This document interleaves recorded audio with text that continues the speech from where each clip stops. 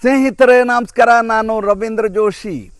ಒಂದು ಅತ್ಯಂತ ಕುತೂಹಲಕಾರಿ ವಿಷಯವನ್ನು ತಮ್ಮ ಜೊತೆ ಇವತ್ತು ಹಂಚ್ಕೋತಾ ಇದ್ದೀನಿ. ಹೇಗೆ ಭಾರತ ದೇಶ ಉಳಿದ ರಾಷ್ಟ್ರಗಳಿಗಿಂತ ಭಿನ್ನವಾಗಿ ತನ್ನ ಆಲೋಚನಾ ಶೈಲಿಯನ್ನು ರೂಢಿಸಿಕೊಂಡಿರ್ತದೆ ಮತ್ತು ಹೇಗೆ ಎಲ್ಲರಿಗಿಂತ ಅಗ್ರಸ್ಥಾನವನ್ನು ಪಡಿತದೆ ಎಲ್ಲ ವಿಷಯದಲ್ಲಿ ಅನ್ನುವುದಕ್ಕೆ ಈ ಘಟನೆ ಸಾಕ್ಷಿ.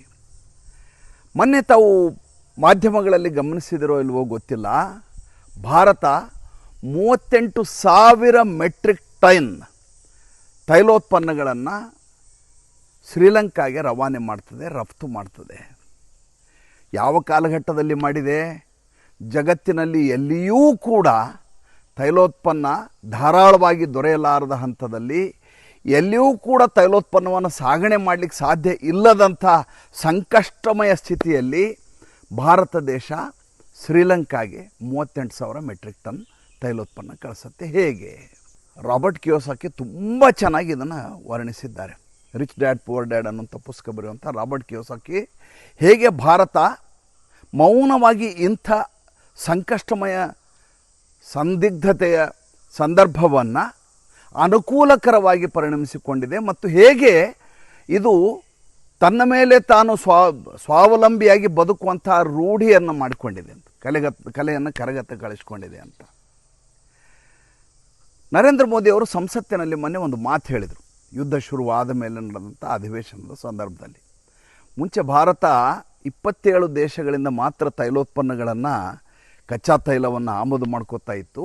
ಈಗ ಅದರ ಸಂಖ್ಯೆ ಜಾಸ್ತಿಯಾಗಿ 41 ದೇಶಗಳಿಂದ ನಾವು ಕಚ್ಚಾ ತೈಲವನ್ನು ಮತ್ತು ಗ್ಯಾಸನ್ನು ಆಮದು ಮಾಡ್ಕೋತಾ ಇದ್ದೀವಿ. ಏನು ಇದರ ಅರ್ಥ? ಭಾಳ ಇಂಟ್ರೆಸ್ಟಿಂಗ್ ಆದಂಥ ವಿಚಾರ ನೋಡಿ. ಇವತ್ತು ಇಡೀ ಜಗತ್ತು ಆಲೋಚನೆ ಮಾಡ್ತಾ ಇರೋದು, ಒಂದು ಸ್ಟ್ರೇಟ್ ಆಫ್ ಹಾರ್ಮೋಸ್ ಬಗ್ಗೆ, ಎರಡನೇದು ಇಸ್ರೇಲ್ ಮೇಲೆ ಇರಾನ್ ಯಾವ ರೀತಿಯ ದಾಳಿ ಮಾಡ್ತಾ ಇದೆ, ಇರಾನ್ ಗಟ್ಟಿಮುಟ್ಟಾಗಿದೆಯಾ ಅಥವಾ ಬೇಗ ಕುಸಿದು ಹೋಗುತ್ತಾ, ಅದು ಅಮೇರಿಕಾದ ಮೇಲೆ ಮಾಡುವಂಥ ಪರಿಣಾಮವನ್ನು ಅಮೇರಿಕ ಯಾವ ರೀತಿ ಸೇಡು ತೀರಿಸ್ಕೊಳ್ತದೆ, ಜಗತ್ತಿನ ಎಲ್ಲ ಸರಕು ಸಾಗಣೆಗಳು ಹೇಗೆ ಸ್ಟೇಟ್ ಆಫ್ ಹಾರ್ಮೋಸ್ ಬಂದಾಗಿರುವುದರಿಂದ ತೊಂದರೆಗೊಳಗಾಗಿದ್ದಾವೆ ಅನ್ನೋ ವಿಚಾರ ಮಾತಾಡ್ತಾ ಇದ್ದಾವೆ. ಆದರೆ ಭಾರತ ಇವತ್ತು ಸ್ಟೇಟ್ ಆಫ್ ಹಾರ್ಮೋಸ್ ಏನು ಬಂದಾಗಿದೆಯಲ್ಲ, ಇದರ ಮೇಲೆ ನಿರ್ಭರಗೊಂಡಿರುವುದು ಕೇವಲ 30% ಮಾತ್ರ. 70% ಬೇರೆ ಜಲಮಾರ್ಗದ ಮೂಲಕ, ಬೇರೆ ಬೇರೆ ಸಾಗಣೆಯ ಮೂಲಕ ಭಾರತ ತನ್ನ ತೈಲೋತ್ಪನ್ನಗಳನ್ನು ಖರೀದಿ ಮಾಡಿಸ್ತಾ ಇದೆ. ಒಂದು ವಿಷಯ, ತೈಲೋತ್ಪನ್ನ ಅಲ್ಲ, ಕಚ್ಚಾ ತೈಲ ಮತ್ತು ಗ್ಯಾಸನ್ನು ಭಾರತಕ್ಕೆ ಮಾಡಿಕೊಂಡು world's 4th largest refinery is India. ನಾವು ಜಗತ್ತಿನ 4ನೇ ಅತಿ ದೊಡ್ಡ ಕಚ್ಚಾ ತೈಲವನ್ನು ರಿಫೈನ್ ಮಾಡುವಂಥ ದೇಶ ಭಾರತ ಆಗಿದೆ. ಎರಡನೇದು 5ನೇ ಅತಿ ದೊಡ್ಡ ಈ ತೈಲೋತ್ಪನ್ನಗಳನ್ನು ವಿದೇಶಗಳಿಗೆ ರಫ್ತು ಮಾಡುವಂಥ ದೇಶ ಆಗಿ ಹೊರಹೊಮ್ಮುತ್ತಾ ಇದೆ ಅಂತ. ಎಂಥ ಅದ್ಭುತವಾದ ವಿಚಾರ ನೋಡಿ. ಯಾರೂ ಕೂಡ ಇದ್ರ ಬಗ್ಗೆ ಆಲೋಚನೆ ಮಾಡಿಲ್ಲ. ಹಾಗಾದರೆ ಯಾವ ದೇಶದಿಂದ ನಾವು ಖರೀದಿ ಮಾಡ್ತಾ ಇದ್ದೀವಿ ಈಗ ಕಚ್ಚಾ ತೈಲವನ್ನು? ನಿಮಗೆ ಗೊತ್ತು, ಈಗಾಗಲೇ ವೆನಿಜುವಲಾದಿಂದ ಭಾರತ ರಿಲಯನ್ಸ್ ಮೂಲಕ ಪಾತಾಳ ಗಂಗಾ ಯೋಜನೆಗೆ ತರಿಸ್ಕೊತ್ತೆ ಅಂತ ಗೊತ್ತು. ಅದಲ್ಲದೆ ಭಾರತ ಅಂಗೋಲಾ ಎನ್ನುವಂಥ ದೇಶದಿಂದ ಕಳೆದ ತಿಂಗಳು, ಒಂದೇ ತಿಂಗಳಲ್ಲಿ 3,27,000 ಬ್ಯಾರಲ್ಗಳನ್ನು ತರಿಸ್ಕೊಂಡಿದೆ. ಫೆಬ್ರವರಿಯಲ್ಲಿ ಕೇವಲ 1,02,000 ಬ್ಯಾರಲ್ಗಳನ್ನು ಅಂಗೋಲಾದಿಂದ ತರಿಸ್ಕೊಳ್ಳಾಯಿತು. ಒಂದೇ ತಿಂಗಳಲ್ಲಿ 3,27,000 ಆಗಿದೆ. ರಷ್ಯಾದಿಂದ ಭಾರತಕ್ಕೆ ಬರ್ತಾ ಇದ್ದಂಥ ಕಚ್ಚಾ ತೈಲದ ಪ್ರಮಾಣ ಕೇವಲ ಒಂದೇ ತಿಂಗಳಲ್ಲಿ ಫೆಬ್ರವರಿಯಿಂದ ಮಾರ್ಚ್ವರೆಗೆ ದುಪ್ಪಟ್ಟಾಗಿದೆ. ಅಂದರೆ ಭಾರತ ಯಾವುದೇ ಕಾರಣಕ್ಕೂ ಯುದ್ಧದಿಂದ ಕಂಗೆಡಬಾರದು ಮತ್ತು ಇಲ್ಲಿಯ ವ್ಯವಸ್ಥೆ ಆ ಯುದ್ಧದಿಂದ ಹಾಳಾಗಿರಬಾರ್ದು, ಅದರ ದುಷ್ಪರಿಣಾಮ ಆಗಬಾರ್ದು ಅನ್ನುವ ನಿಟ್ಟಿನಲ್ಲಿ ನರೇಂದ್ರ ಮೋದಿ ಮಾಡ್ತಾ ಇರುವಂಥ ಅತಿ ದೊಡ್ಡದಾದಂಥ ಬ್ಯಾಕ್ ಹ್ಯಾಂಡ್ ವರ್ಕ್ ಅಂತಾರೆ. ಅಂದರೆ ಈ ಬಾತುಕೋಳಿ ನೀರಿನ ಮೇಲೆ ಹೋಗ್ತಾ ಇರ್ತದೆ, ಅದು ಕಾಲಾಡ್ತದೆ ಅಂತ ಯಾರಿಗೂ ಗೊತ್ತೇ ಇರೋದಿಲ್ಲ. ತೇಲ್ತಾ ಇದೆ ಅಂತ ನಾವು ಅನ್ಕೋತಾ ಇರ್ತೀವಿ, ಆದರೆ ಒಳಗಡೆ ಕಾಲು ಆಡಿಸ್ತಾ ಇರ್ತದೆ, ಆದ್ದರಿಂದ ಮುಂದೆ ಹೋಗ್ತಾ ಇರ್ತದೆ. ಹಾಗಾದರೆ ಭಾರತಕ್ಕೆ ಆ ರೀತಿ ಕಚ್ಚಾ ತೈಲವನ್ನು ಕೊಡ್ತಾ ಇರೋರು ಯಾರು? ಅಮೇರಿಕೆಯಿಂದ ಖರೀದಿ ಮಾಡ್ತಾ ಇದೆ, ಕೆನಡಾದಿಂದ ಖರೀದಿ ಮಾಡ್ತಾ ಇದೆ, ಬ್ರಾಜಿಲ್ನಿಂದ ಖರೀದಿ ಮಾಡ್ತಾ ಇದೆ, ಕೊಲಂಬಿಯಾದಿಂದ ಖರೀದಿ ಮಾಡ್ತಾ ಇದೆ, ಮೆಕ್ಸಿಕೋದಿಂದ ಖರೀದಿ ಮಾಡ್ತಾ ಇದೆ, ಅಂಗೋಲಾದಿಂದ ಖರೀದಿ ಮಾಡ್ತಾ ಇದೆ, 41 ದೇಶಗಳಿಂದ ಖರೀದಿ ಮಾಡ್ತಾ ಇದೆ. 2006ರಲ್ಲಿ ಕೇವಲ ಇದು 27 ದೇಶಗಳಿಗೆ ಸೀಮಿತ ಆಗಿತ್ತು. ನರೇಂದ್ರ ಮೋದಿಯವರು 2014ರಿಂದ 2019 ವಿದೇಶ ಪ್ರವಾಸ ಮಾಡಿದ್ರಲ್ಲ, ಆ ವಿದೇಶ ಪ್ರವಾಸ ಮಾಡಿದಾಗ ಎಲ್ಲರೂ ಹೇಳಿದ್ದೇನೆಂದರೆ ನರೇಂದ್ರ ಮೋದಿಯವರು ಬರೀ ವಿದೇಶಗಳನ್ನ ಸುತ್ತುವ ಚಟ ಇಟ್ಕೊಂಡಿದ್ದಾರೆ, ಇದರಿಂದ ಭಾರತಕ್ಕೇನು ಲಾಭ ಅನ್ನುವಂಥ ಪ್ರಶ್ನೆ ಕೇಳಿದರು. ದೂರಗಾಮಿ ಆಲೋಚನೆ ಮಾಡಿದರೆ ಅವತ್ತು ದಕ್ಷಿಣ ಆಫ್ರಿಕಾದ ರಾಷ್ಟ್ರಗಳಿಗೆ ನರೇಂದ್ರ ಮೋದಿ ಹೋಗಿ ಬಾಂಧವ್ಯವನ್ನು ಬೆಸೆಯದೇ ಹೋಗಿದ್ದರೆ ಇವತ್ತು ನಾವು ಈ ರೀತಿಯ ಸ್ಥಿತಿಗೆ ಬರಲಿಕ್ಕೆ ಸಾಧ್ಯವೇ ಇರಲಿಲ್ಲ. ಮೊನ್ನೆ ಇರಾನ್ನಿಂದ ಒಂದು ಹಡಗು ಭಾರತಕ್ಕೆ ಬಂತು, ಮಂಗಳೂರು ಬಂದರಕ್ಕೆ ಬಂದು ಇಲ್ಲಿ LPGಯನ್ನು ಸ್ಟೋರ್ ಮಾಡಲಾಯಿತು. ನಿಮ್ಗೆ ಗೊತ್ತಿರಲಿ, 2019 ಮೇನಿಂದ ಇಲ್ಲಿಯವರೆಗೂ ನಾವು ಇರಾನ್ನಿಂದ ಕಚ್ಚಾ ತೈಲವನ್ನೂ ತರಿಸ್ಕೊಂಡಿಲ್ಲ, LPGಯನ್ನು ತರಿಸ್ಕೊಂಡಿಲ್ಲ. ಏಕೆಂದರೆ ಅಮೇರಿಕೆ ಸ್ಯಾಂಕ್ಷನನ್ನು ಹೇರಿತ್ತು.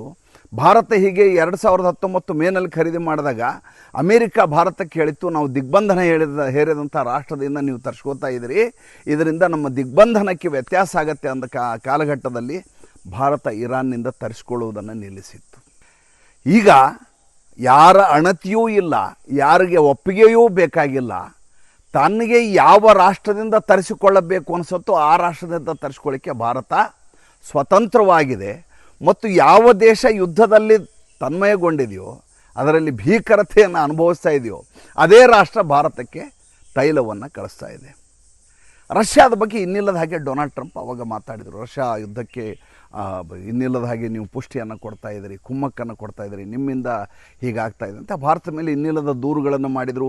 ಅಷ್ಟೇ ಅಲ್ಲ, ಭಾರತ ಡೆಡ್ ಎಕಾನಮಿ ಅಂದರು. ಭಾರತ ವಿರುದ್ಧ ಮಾತನಾಡಬಾರದ ಮಾತುಗಳನ್ನೆಲ್ಲ ಆಡಿದರು. ಆದರೆ ಈಗ ರಷ್ಯಾದಿಂದ ಎಷ್ಟು ಆಯಿಲನ್ನು ಮುಂಚೆ ತರಿಸ್ತಾ ಇದ್ವೋ ಅದರ ದುಪ್ಪಟ್ಟು ತರಿಸ್ತಾ ಇದ್ದೀವಿ. ಉಳಿದ ರಾಷ್ಟ್ರಗಳು ಪ್ರೀಮಿಯಮನ್ನು ಕೊಟ್ಟು ಖರೀದಿ ಮಾಡ್ತಾ ಇದ್ದಾವೆ. ಭಾರತ ಹಳೆಯ ದರಕ್ಕೆ ಅಲ್ಲಿಂದ ಕಚ್ಚಾ ತೈಲವನ್ನು ಆಮದು ಮಾಡ್ಕೋತಾ ಇದೆ. ಸಂಸ್ಕರಣೆಯ ದೃಷ್ಟಿಯಿಂದ, ರಫ್ತಿನ ದೃಷ್ಟಿಯಿಂದ, ಸಂಗ್ರಹಣೆಯ ದೃಷ್ಟಿಯಿಂದ ಭಾರತ ಜಗತ್ತಿನಲ್ಲಿ ಅಗ್ರಗಣ್ಯ ದೇಶವಾಗಿ ಹೊರಹೊಮ್ಮುತ್ತಾ ಇದೆ. ಹೇಗೆ ಸಂದಿಗ್ಧತೆಯನ್ನು ಬಳಸಿಕೊಳ್ಳಬೇಕು ಅನ್ನುವುದನ್ನು ನರೇಂದ್ರ ಮೋದಿಗಿಂತ ಚೆನ್ನಾಗಿ ಬಲ್ಲವರು ಯಾರೂ ಇಲ್ಲ. ಯಾಕೆಂದರೆ ನಾನು ಇದನ್ನು ಗಮನಿಸಿದ್ದು 2020-21ರಲ್ಲಿ ಕೋವಿಡ್-19 ಬಂದ ಸಂದರ್ಭದಲ್ಲಿ ಜಗತ್ತಿನ ಎಲ್ಲ ಕಡೆ ವ್ಯಾಕ್ಸಿನ್ಗಾಗಿ ಪರದಾಟ ನಡೀತಾ ಇತ್ತು, ಉತ್ಪಾದನೆ ಮಾಡಲಿಕ್ಕೆ ಆಗ್ತಿರಲಿಲ್ಲ, ಶೆಲ್ಫ್ ಲೈಫ್ ಬೇರೆ ಕಡಿಮೆ ಇರೋದು. ಅದಕ್ಕೆ ಆ ಸಂದರ್ಭದಲ್ಲಿ 100 ರಾಷ್ಟ್ರಗಳಿಗೆ ವ್ಯಾಕ್ಸಿನನ್ನು ಕಳಿಸಿ ವ್ಯಾಕ್ಸಿನ್ ಡಿಪ್ಲೊಮಸಿ ಅನ್ನುವಂಥ ಒಂದು ಹೊಸ ಭಾಷ್ಯವನ್ನು ಬರೆದವರು ನರೇಂದ್ರ ಮೋದಿ. ಈಗ ಜಗತ್ತಿನಲ್ಲಿ ಕಚ್ಚಾ ತೈಲದ ಇನ್ನಿಲ್ಲದ ಹಾಗೆ ಕೊರತೆ ಇದೆ. ಪೆಟ್ರೋಲಿಯಂ ಉತ್ಪನ್ನಗಳು ಲಭ್ಯ ಆಗ್ತಾ ಇಲ್ಲ, ಲಭ್ಯ ಆದರೂ ಸಾಗಣೆ ಮಾಡಲಿಕ್ಕೆ ಸಾಧ್ಯ ಆಗ್ತಾ ಇಲ್ಲ.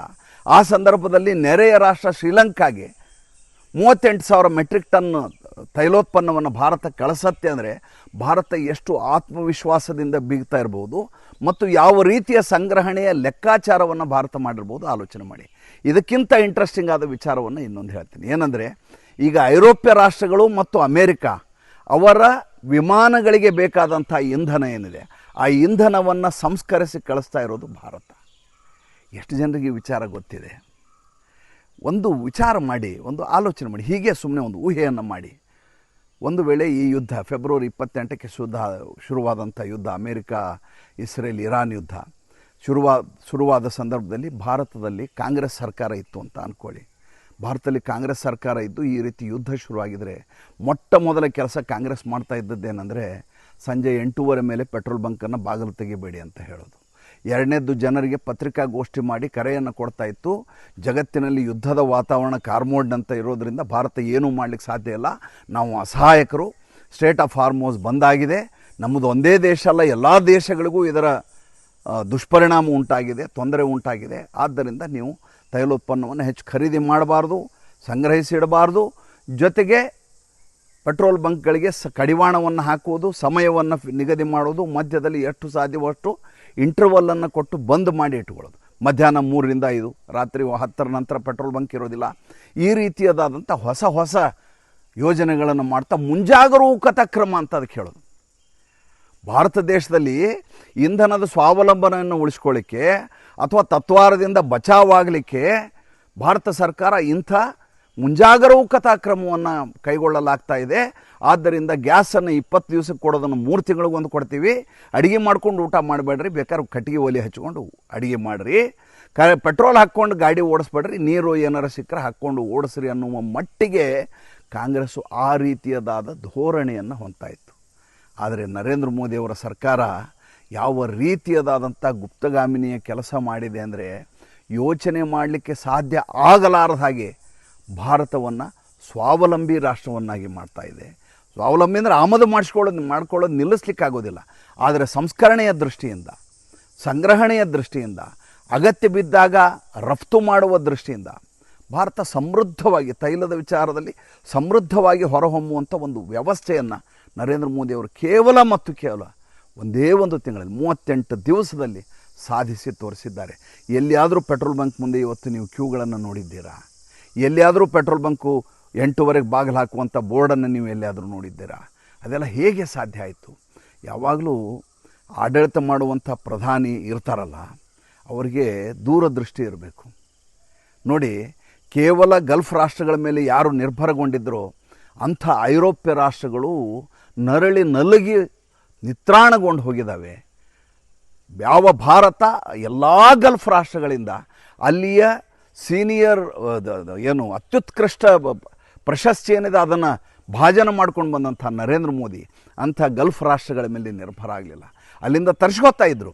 ಆದರೆ ಅದೊಂದೇ ಅಲ್ಲದೆ ಆಲ್ಟರ್ನೇಟಿವ್ ಸಬ್ಸ್ಟ್ಯೂಟ್ ಎರಡು ವ್ಯವಸ್ಥೆಗಳನ್ನ ಮಾಡಿಕೊಂಡು ಯಾವುದೇ ರೀತಿಯಾದಂಥ ಈ ಭಾವಾವೇಶಕ್ಕೆ ಒಳಗಾಗಲಾರದೆ, ಸಂದಿಗ್ಧತೆಯನ್ನು ಭಾಳ ದೊಡ್ಡದಾದಂಥ ಸಮಸ್ಯೆ ಅಂತ ಬಿಂಬಿಸಲಾರದೆ ಇವತ್ತು ನಮ್ಮನ್ನು ಈ ರೀತಿ ಸಮೃದ್ಧಗೊಳಿಸಿಟ್ಟಿದಾರಲ್ಲ.